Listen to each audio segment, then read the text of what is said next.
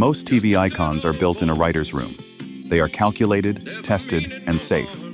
But in 1979, one icon was built with a pair of scissors and sheer nerve. It was supposed to be a mistake. The network wanted to ban it. The censors kept a ruler on set just to measure the damage.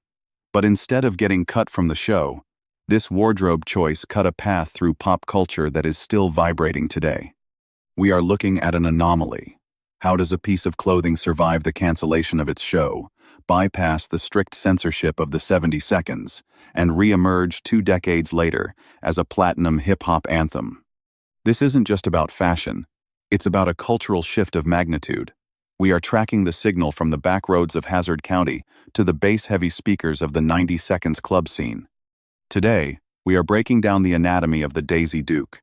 It's the most rebellious thing a TV character could possibly do: rewrite the dictionary with a hemline. We all know the visual. But do we know the mechanics behind it? The war with the CBS Standards and Practices Department. The pantyhose compromise that technically kept the show on air.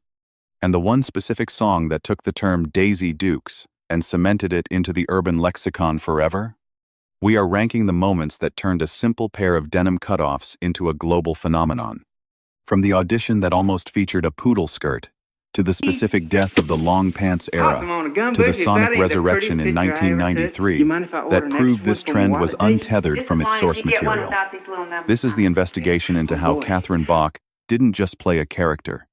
She built a legacy that refused to die. Before we drop the name of the genius behind the look, we need to face the terrifying reality of what Daisy Duke was supposed to look like. The producers originally envisioned a Dolly Parton lookalike. We're talking a tight white turtleneck, a poodle skirt, and white go-go boots. It would have been the ultimate misdirection. It would have undermined the entire grit of the show. It was safe. It was predictable. And honestly, it would have been forgotten by episode 3. Catherine Bach walked into that audition, and she made a choice of magnitude. She didn't bring the poodle skirt. She brought her own wardrobe. She had made a top out of her own plaid shirt, and she had taken a pair of denim jeans and cut them. Not just cut them, she decimated them. She created the look herself.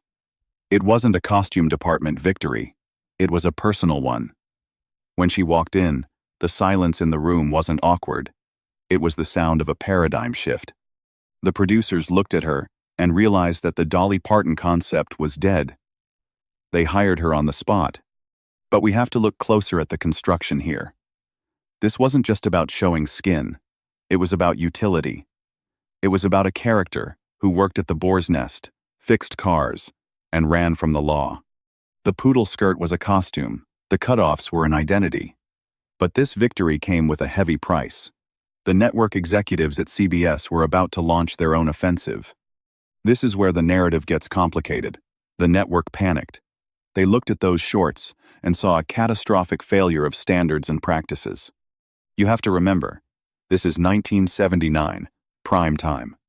The rule was simple: no cheeks. They argued that the inseam, or lack thereof, was too revealing for a family hour slot.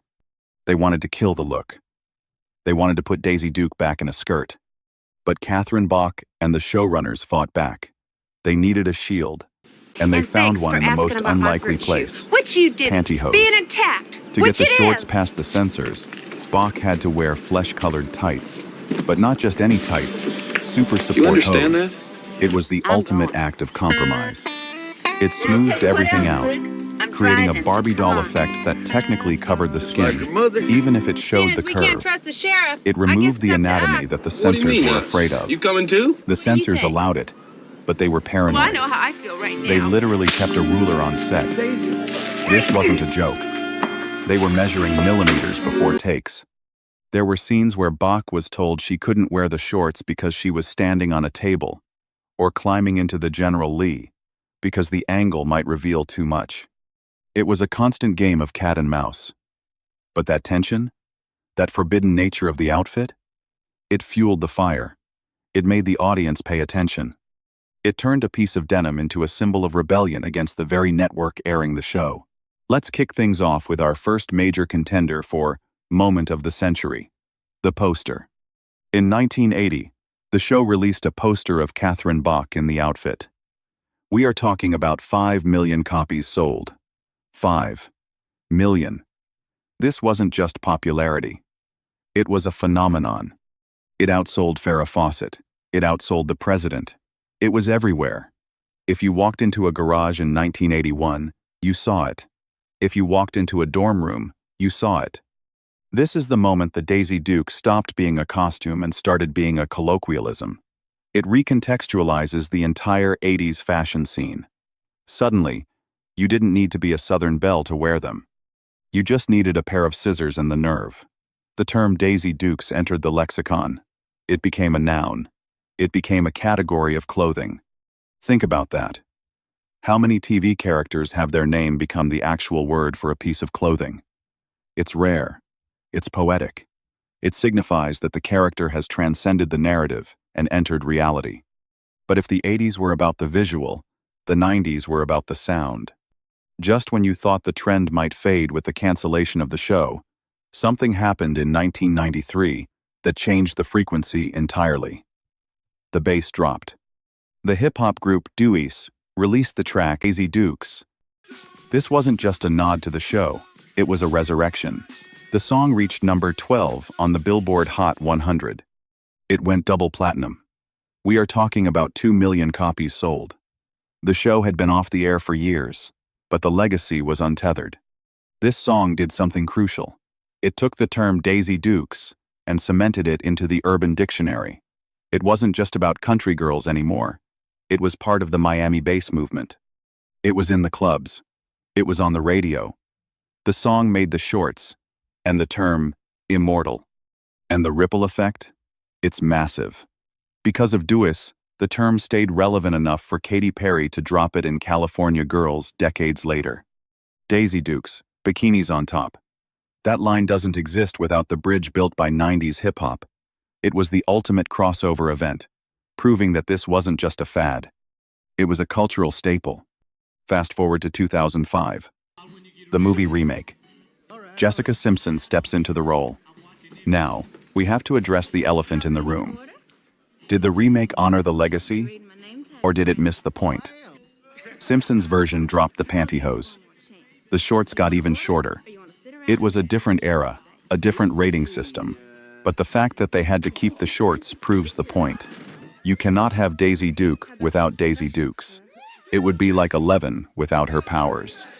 It would hurt the most for a lot of us who grew up with the original. The shorts had become a symbol of confidence, of rebellion, of Southern grit. Whether it was Catherine Bach dealing with 70s censors, Duice dominating the 90s airwaves, or Jessica Simpson in 2000s paparazzi, the denim remained the constant. The one specific item that changes everything. This is it. The journey from a DIY audition outfit to a global fashion staple, and finally, to a platinum record. Catherine Bach didn't just wear shorts. She survived the censors. She conquered the poster market. And she inspired a hip-hop anthem that kept the name alive. But these are just our theories on why the trend survived. Now, I want to hear from you. Who wore it better? The original rebel, Catherine Bach, or the modern revival? And does the song Daisy Dukes still hold up today? Place your final bets in the comments below, and let's see who gets it right. If you want to be the first to unlock our next investigation into 80s icons, make sure to hit that like button and subscribe. We are locking the vault for now, but the mysteries are far from over.